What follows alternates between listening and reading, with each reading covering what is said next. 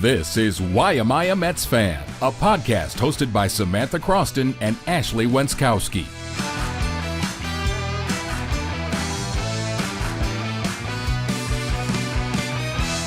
What's up, everyone? Welcome into the latest edition of the Why Am I a Mets Fan podcast. That's Ashley Wenskoski. I'm Samantha Croston, and we are two sports reporters based in Syracuse. Be sure to like, comment, and most importantly, subscribe. It really helps us out when you do that. Happy holidays, whatever you're celebrating. We are here to do one holiday episode before we leave for an extended weekend. Both of us at the same time. Rare that we get that. Last year we were on a flight to California, as some of you may remember, at 6 a.m. on Christmas Day. Yes, happy holidays, Merry Christmas, Happy Hanukkah, whatever you celebrate. We thought we'd do a little, Mets Christmas wish list in honor of the week. We each have 3 little things that we are hoping for that are on our Mets wish lists. And then we're going to answer some questions as well. I also think it's important to note, we don't know what each other wrote down. Yeah, I don't know if you sent me a list, but I didn't look at it. No, I didn't send you anything. Okay, great. So on purpose. I like that. So we don't actually know if the other person has something similar or different. Also, feel free to comment what would be on your wish list for the Mets. We'd love to hear if you think that we missed something or there's something else that you would want to see. Why don't you start us off? Okay, my Mets Christmas list. Things that I would like under the tree from David Stearns, Steve You doing Cohen, all 3 or just and one? company. No, we'll do one at a time. We can go back and forth. My number one should come as, this comes as no surprise to anyone, but I wish I have like a real one and a sarcastic one because I have some snarky things to say as well, but I'll leave it be.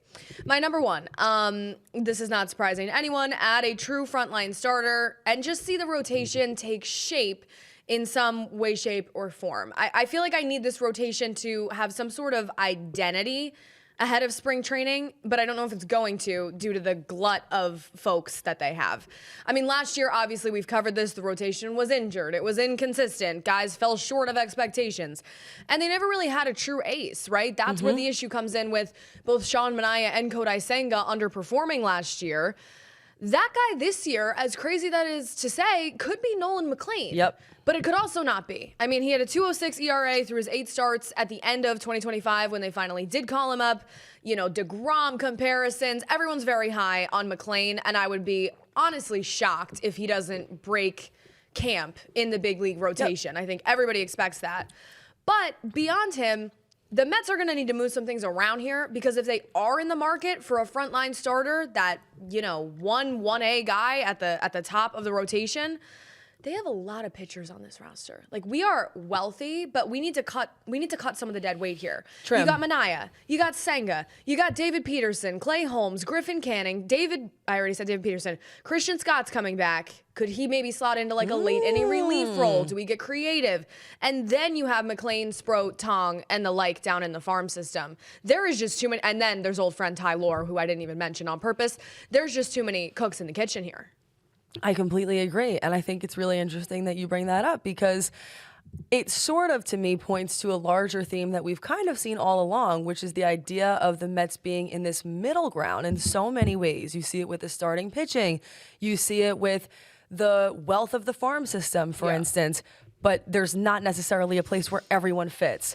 It's time to trim a few things. It's time to make a few decisions, possibly trade a few pieces, but really figure out, like you said, and shore up, what is this actual starting pitching lineup going to look like? I also had that down. And for me, I put down Ranger Suarez as the name. I think that you need somebody who can consistently give you 160 plus innings a year. And I'm not upset with, or I guess I should say, I don't necessarily need the Mets to have an ace yet. I'm comfortable with that because we don't know exactly what Nolan McNeil is going to look like. Who's to say? My dad was saying thinking glass half full today. Who's to say that Senga couldn't come back and be a rock star? Who's to say that Manaea couldn't have a fantastic year? I still put some hope and faith into both of those guys, and I'd like to see what they have to offer. But I totally agree that as things stand, there are too many pitchers that you named just now that you listed that to me have a big question mark above them. Yeah. And I want somebody who feels solid. I want somebody who feels secure. Mind you, Suarez is also a guy who has high leverage experience, who has postseason experience, who is certainly used to playing in an environment that is similar to the Mets. He's somebody who I feel comfortable with if the opportunity presented itself. I'd be pretty surprised if they didn't trade one of Senga or Minaya. I don't think you can go into next season with both Senga, Minaya, and then everybody else that I listed. McNeil, I'd be comfortable with in maybe that 1B role. But the reality is you saw 8 starts from the guy last year. We see pitchers have sophomore slumps all the time. I am very excited about the potential of Nolan McNeil, but I do not think there's a world where you can go into next year expecting him to be your bona fide ace. That's a few years down the line, and I think it should be. I also think Sproat, Tong really could start the season down here in Syracuse. We'll have to see what happens in spring training. Yep. But the name that I had written down was Framber Valdez. Lefty, 3.66 ERA last year, 192 innings. Career 3.36 ERA, and he's really been the backbone in Houston for the better part of 5 years now. He pitches deep into games, and I think that you like how he can work out of trouble. That's something that we consistently talk about with Mets pitchers. The minute they see like a Senga or even a David Peterson at times, the minute they see trouble, they kind of lose it out there on the mound. So that would be appealing to me. And Valdez is a bona fide ace. That's a frontline guy. So I would like under my Christmas tree, I would like a little gift wrap present of an ace of some sort. I would just like a starting pitcher. End of the day, I think with McNeil, so sorry. You're right to say that I think it'd be putting a lot of pressure on him, especially after last year, to have the entire Mets organization be saying, hey, it's McNeil or bust. Like, that's insane. Ridiculous. But I'm going to be honest, I wouldn't be surprised to see him on opening day. I really wouldn't. And to be honest, of all the guys, I understand it was, there were a lot of factors there. We saw starts at the end. He almost had no pressure because no one had seen him pitch already, which is sort of a different situation than when everybody is looking at you and you're supposed to perform. But the point is, that guy wasn't rattled by anything. No. That guy wasn't rattled by shit. His dad was like, yeah, I talked to him and I just said, good luck, son. Like, nobody in that family seemed to have any concern for the fact that was his major league debut. Like, it was all was good in the McNeil household. Nolan McNeil, I feel like, is absolutely going to grow into that role. If it comes June or July and every Nolan McNeil start is an event in the way that DeGrom and Harvey were, I would not be surprised to see that whatsoever. Nolan McNeil has ace stuff, he has ace mound presence, and he has ace just sort of attitude, like you said. So would I be surprised? Ace attitude. So true. Would I be surprised to see that transpire throughout the season? Absolutely not. In some senses, if it's September and Nolan McNeil hasn't grown into that role, I think that would be a little bit surprising. But to put that on him in like March, April is just a lot. You need to solidify some things at the top of that rotation with somebody else. I agree. Anything else from the first gift? You want to move on to the second one? No, that's number one. And I think everybody else knows that. So comment if you have any names on that. I am sure many of you would say that they need some sort of starting pitcher. So if there's someone who you have in mind or something quirky that you want to add, please drop that in the comments. All right, let's go to number 2. You want me to start this time? Yeah, you go ahead. This one is sort of a strange one, but I want to throw something quirky in there. This is essentially a gift that we already have, but I want it to be a gift that keeps on giving. I would like to see, in some sense, a very unleashed version of our bench coach, Kai Correa. I think that this is someone who is a proven strategic mind, someone who is experienced in defensive positioning, which is clearly something that the Mets have an emphasis on this year. I think he's a good in-game, tactical guy. And I think that A, he needs a little bit of support around him, but B, he needs to have Carlos Mendoza as someone who really fully trusts him to make some of those in-game decisions. I feel like if you asked a lot of disgruntled Mets fans, which all Mets fans are disgruntled in some way, shape, or form, about last year and some of the things that went wrong, not everybody was out there saying, fire Mendoza, but you heard it at points and times throughout. And when you heard that, it was because some of his in-game management just wasn't quite right. I think that he needs a little bit more support in-game, and I'd like to see, Mets leaders and Mets decision makers encouraging Mendoza to really rely on a guy like Kai Correa. This is somebody who's a little newer, a little fresher, somebody who could add something for the Mets, and I want to see him really being utilized and leaned on in-game situations. And who knows, perhaps that makes Mendoza a little bit of a better manager as well because he's leaning on more guys. So I just like to see him supporting him in that way. Yeah, I mean, I think we've gotten the change-ups to the coaching staff, like you said, sort of like a gift that's already happened, but that you're excited to see transpire because no more Jeremy Hefner, no more Antoine Richardson, the first base coach last year that, you know, helped Juan Soto steal those bases and whatever. There have been some shakeups on the staff, and I think that I agree with you that Carlos Mendoza, that'll be exciting to see what he does with some of those, you know, just fresh ideas, fresh input this year. And I think he does need to rely a little bit more on his staff because we saw a little bit of drama go down at the end of last year with Eric Chavez and the whole 9 yards. He's still out here on social media blowing things up.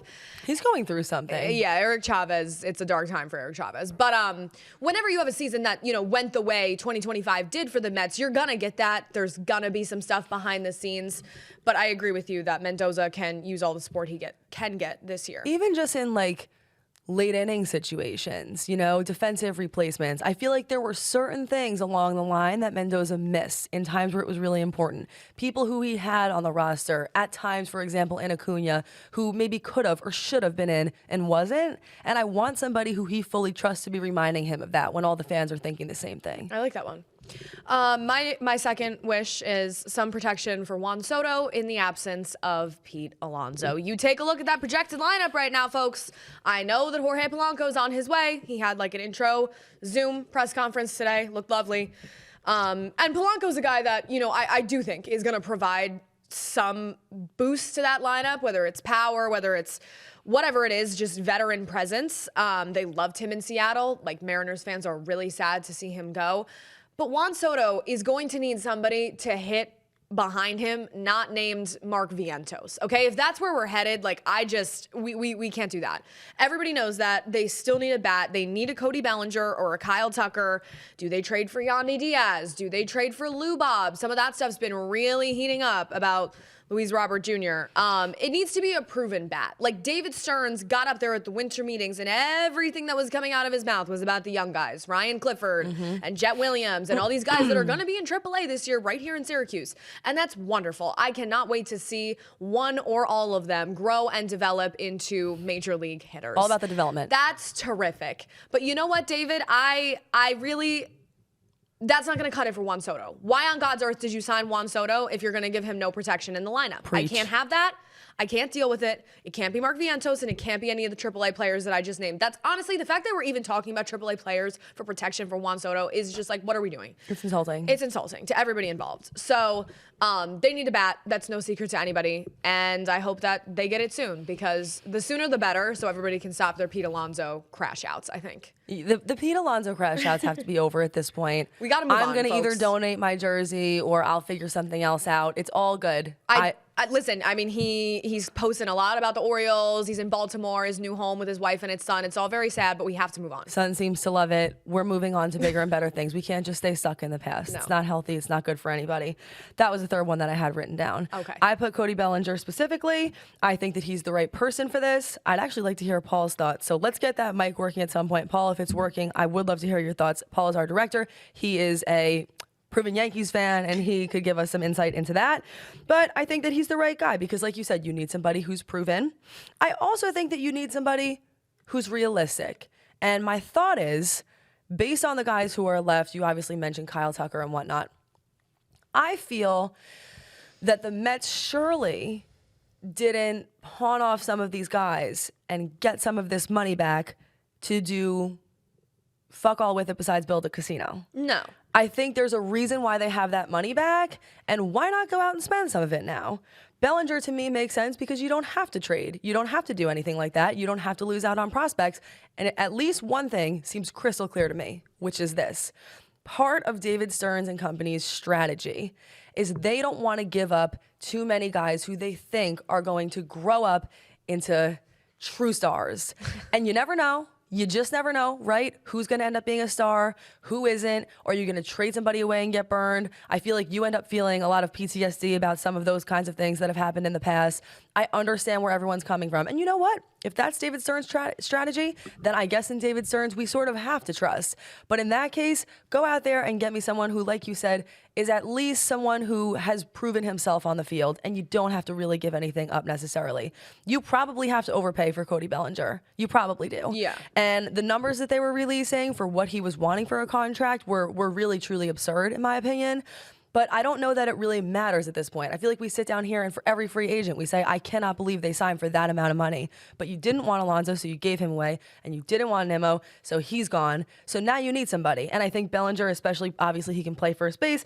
He can play multiple spots in the outfield. That's the kind of person who they need. He fits into the holes that the Mets already have, which quite honestly, defensively is not many. If anything, there's some places where I feel like they might have one too many guys. But first base, outfield, that makes sense based on what the Mets actually need in this moment. Yeah, I'm on board with Bellinger. I mean, Tucker, I think, is the top of the list. That's really not a surprise to anybody. But I'm also on board with the other guy. Like, trade for Yandy Diaz, trade for Luis Robert Jr. Like, they just have to do something. They have this glut of pitching talent that I was listing off before at the beginning of the episode. I don't even know if all of those guys, like a Jonah Tong, necessarily fits into their rotation plans moving forward. And they simply all cannot, right? There's just too many of them, especially when you factor in the fact that Christian Scott is coming back next year.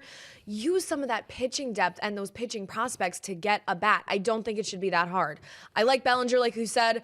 My only counter to Bellinger, which is just petty and doesn't actually matter, is how many ex-Yankees. We just turn it into the Yankees from last year over here, because it's like Devin Williams, Luke Weaver. We're going to get Cody Bellinger. Like, it's actually getting a little crazy. Yeah, but I like those guys. Like, if you were going to pull from the Yankees, at least me pick too. likable dudes who could fit in, and I like the people who they chose. Luke Weaver is Rizzy. There's no way around that. He's got Riz. Yeah, no, I don't disagree. Anyways, they're turning the Queens into Bronx. Into the Bronx. Take that how you will. So that's number 2. Should we get into number 3?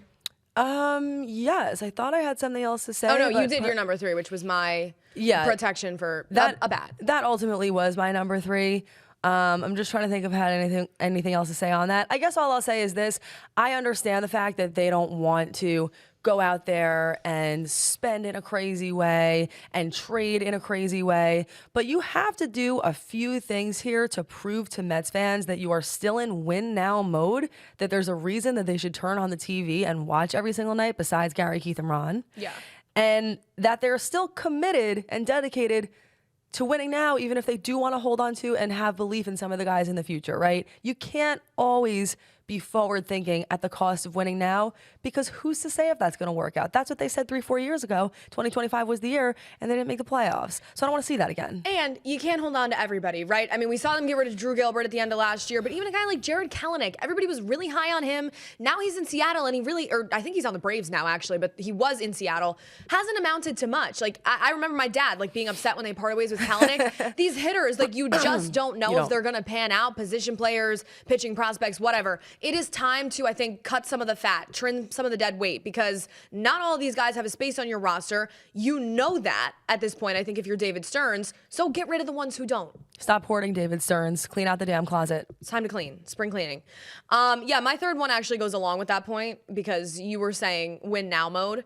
My third point was actually just some transparency from the front office and ownership. I think that's what makes them so endearing early on. I think early in Steve Cohen's tenure, his tendency to tweet and his tendency to be very open with the fan base is a part of what made him so likable, aside from his money. I know everybody's going to say the money, aside from his very deep wallet. And I think they've lost a little bit of that magic and that just trust from the fans. I don't necessarily think it has everything to do with who they didn't sign this year, who they let walk. That certainly upset people. I'm not going to act like it didn't, but it's more so like Steve Cohen's this sounds ridiculous, but I was looking through his Twitter today and his last 3 tweets. 3 down, like from the end of September, was, so sorry we didn't make the playoffs. This is unacceptable. Best fan base in sports. Thanks for supporting us. And then the past 2 have been, I can't imagine our payroll to be less than last year. And then he's like attacking the New York Post for being dramatic, which nobody's disputing that. But and then he said, quote, payroll watchers always forget to budget for waiver claims, player movement from minors to majors, and trade deadline moves. That's typically how it works. I'm not even saying I disagree with him on half of that. He has a point, but it's just like you see the apology, and then you see like we're getting some anger, aggression, frustration. My broader point is, if the Mets are not in win now mode, I hesitate to say that's fine because it's not. But at least have the balls to say it. But that's fine. At least have the balls to say it. David Stearns, every time they're putting a mic in front of David Stearns' face at the winter meetings, they're like, David, how's your day? And he's like, you know what? Our prospects, they're fucking fantastic. And you know what, David? That's great. But if you want to say something, you can come out and say it. If you're looking towards 2027, tell me that. Because Right. I think that Mets fans deserve that transparency no matter what. Like, is this a rebuild? Is it a half rebuild? Is it a retool? What are we doing here? Because you don't sign Juan Soto last year to all of a sudden go into a major rebuild. And I don't think that they're going into a major rebuild. I just want to say that. And I they think it shouldn't. is more of a retool, refocus, whatever the hell you want to call it. Focus Retool. on defense. I don't know. Re-identity. We're changing our ideology. We're reeing in some way. We're fresh start for 2026. But my closing point on that last wish is just, I think Steve Cohen and David Stearns, really more of it falls on David Stearns, I think, because this is the guy who's running the show, needs to just be upfront about what's going on here. And if you are going to prioritize the young guys, that's terrific. Why don't you tell us that so idiots like you and I are not sitting at this table being like, we need a bat. What if a bat's not coming? I mean, we need to warm up to that idea. What if a bat just does not come? What if there's just prospects in the stocking? Then I don't like my stocking. Christmas is canceled. Yeah, no, I get it. No, I think that's a phenomenal point. I think transparency feels really refreshing. We talk about that a lot across all sports. And listen, no one is sitting here pretending to know the position that Steve Cohen's in. I kind of get it why he is feeling hurt and upset right now. He's a Mets fan too. And if you ever look at some of the comments underneath some of his recent tweets, it's really clear why he hasn't tweeted a lot since the season ended. Correct. Not so many nice things there, mostly coming from Mets fans. You guessed it. And I understand that. And the New York Post is dramatic. And the New York Post can be dramatic at times. Can't say it's never happened. I understand all of that. But to your point, never once until recently has it ever felt like he's been someone who's an excuse maker. He's somebody who takes accountability, right? He's somebody who says sorry. He's somebody who promised, and I think that absolutely is happening. He's somebody who has said, hey, we're going to really look at what happened here. Look at what went on behind the scenes. I remember he said, the more obvious and less obvious reasons why this happened. I really liked that. Made me feel like he was going to look through things in a way where he would actually find out what exactly happened there. But now it's time for us to see a few things. And to your point, certainly they can't, and they're not going to go out there on that podium and say, we're planning on going out and grabbing this guy, and this guy. No one's expecting that, though. We want you to go out there and say, for 2025 specifically, this is our vision. Yeah. We need a little bit of an answer to the question, why? We need that wrapped in a bow.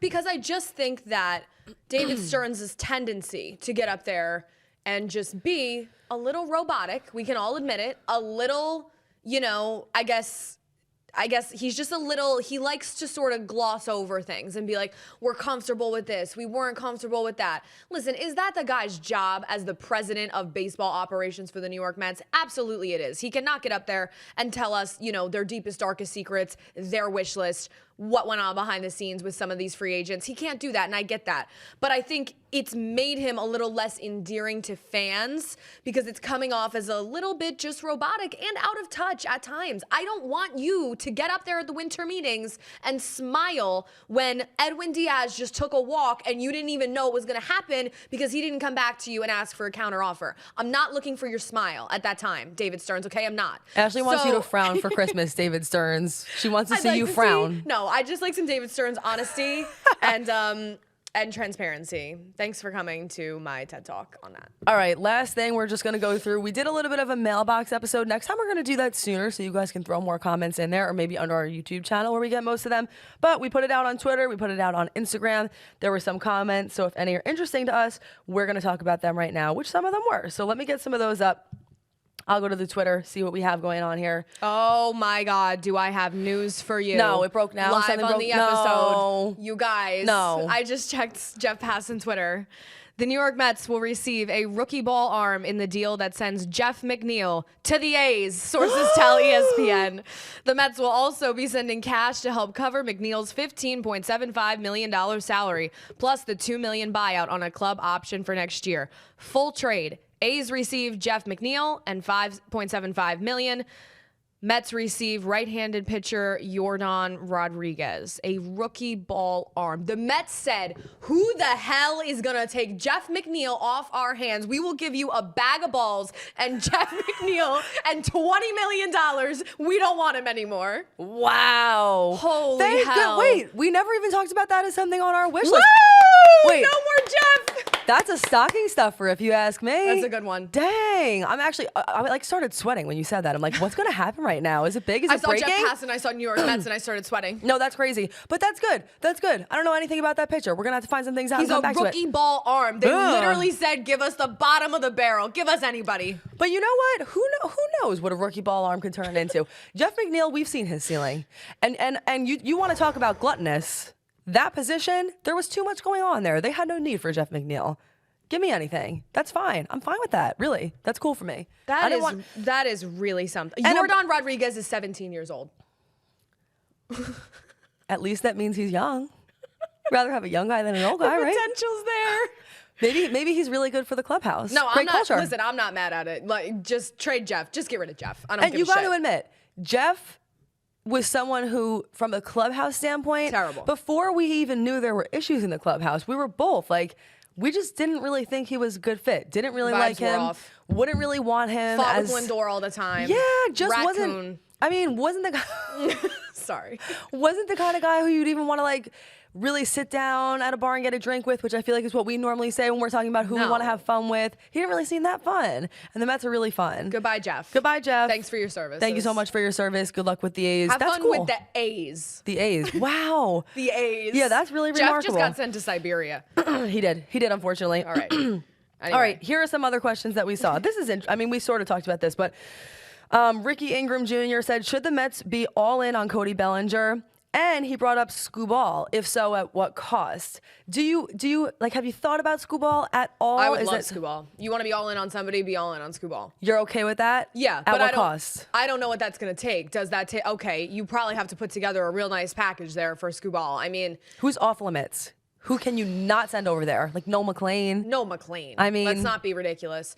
I think Scooball would take some sort of a package of guys that have proven it a little bit, like maybe a Mark Vientos, plus maybe Sproat, Tong, guys that really have that high prospect ceiling pitching wise. I don't know exactly what the package would look like for that. I know that it would not be pretty. But hey, we're talking about how they have all this depth, all this, not even dead weight, just not all these guys are going to be pieces on the Mets in the future, right? You just have too many cooks in the kitchen.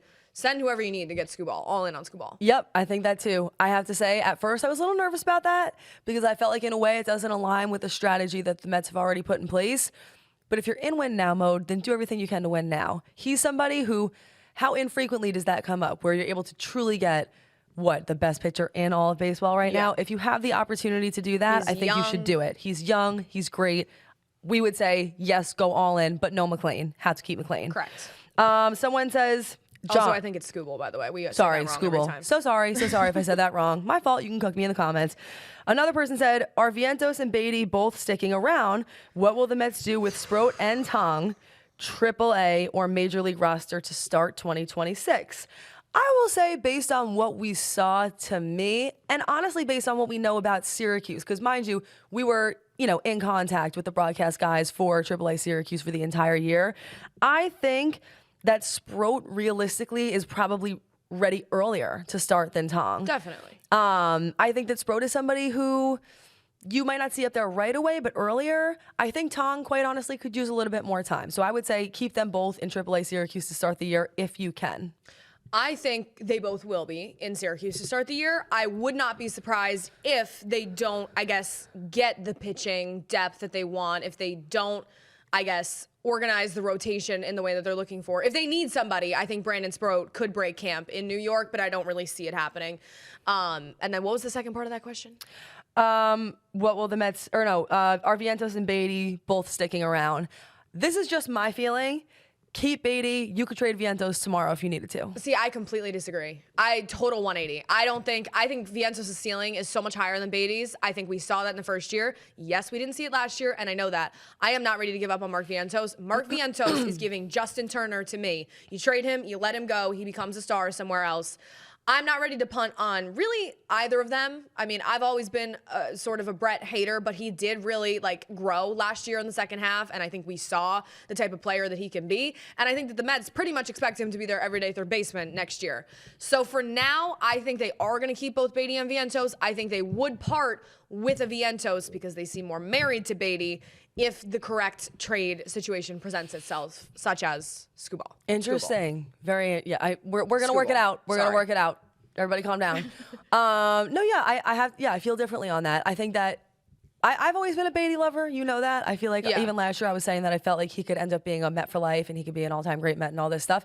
I think that he defensively performs better, and I like him at third base. I think he's a good fit there. I think he could be your everyday third baseman. I truly do. I think he could be a long-term fit. I like the culture that he brings. I like the energy, and hopefully now he gets somebody who will hug him back other than Jeff McNeil. Thank you so much for coming to my TED Talk. Yep. The only other thing... Yeah, I mean, honestly, even on the Instagram, someone said, how do you feel about Pete leaving? We feel like we don't want to talk about it anymore. And that is no offense to the person who asked the question. We're just done with it. We're happy for him. We've moved on from it. And we want to see who else the Mets are going to bring in now. Someone also 20 minutes ago said something about Jeff McNeil and was like, is that going to warrant an episode? We'll throw it in the title. But it's not really episode worthy. To circle back on Jeff McNeil, though, as I'm digesting this live here, how did they... how is all David Stearns got for Jeff McNeil a 17-year-old rookie ball pitcher? That guy could be great. I don't know. He could be the ace of the Mets in 5 years for all the hell I know. But that's what you get in return. How is Jeff McNeil? I'm almost alarmed by this a little bit now as my Mets trauma sinks in. How is a guy that could have been a legitimate proven trade piece? We've talked extensively about all the issues with Jeff McNeil, aging, down last couple years, not exactly the guy who won the batting title 5 years ago or whatever that was, but he's proven he's a major league hitter and he does provide something to your lineup in terms of consistency. How is that all you get for McNeil? It really seems like David Stearns held up a sign at the winter meetings and said, does anyone want Jeff McNeil going to the lowest bidder? Yeah, garage sale. I mean, 1 cent. But I think... Dollar store. Sure. But honestly, maybe there's a reason for that. And I'm not saying that I have trusted everything that David Stearns has done in the past, but if it really was that kind of a situation where you're feeling like, wow, they didn't get much of a return on that, maybe he was truly, the negatives perhaps outweighed the positive when it came to Jeff McNeil. No, I'm sure they did. I just could see him being a piece of one of those bigger... trades that they're looking to make. Wouldn't say that was necessarily a steal or a bargain, but who knows? We'll look into this picture and do a little bit more research and then come back to you all. Imagine Jeff, you got to go out to the A's. Have a great time, Jeff. Have fun. Hope you have fun out there with the A's, wherever they're even playing these days. Las Vegas, Sacramento, who knows? Bye, Jeff. Good luck to you. Bye, Thank you so much for joining us for our holiday episode. Happy holidays, whatever you're celebrating. We will see you back here whenever the next big thing happens. Be sure to like, comment, and most importantly, subscribe. The road to 15,000 subscribers begins now and soon, hopefully. You know what we'd like for Christmas? A subscription from you. Thanks. Bye.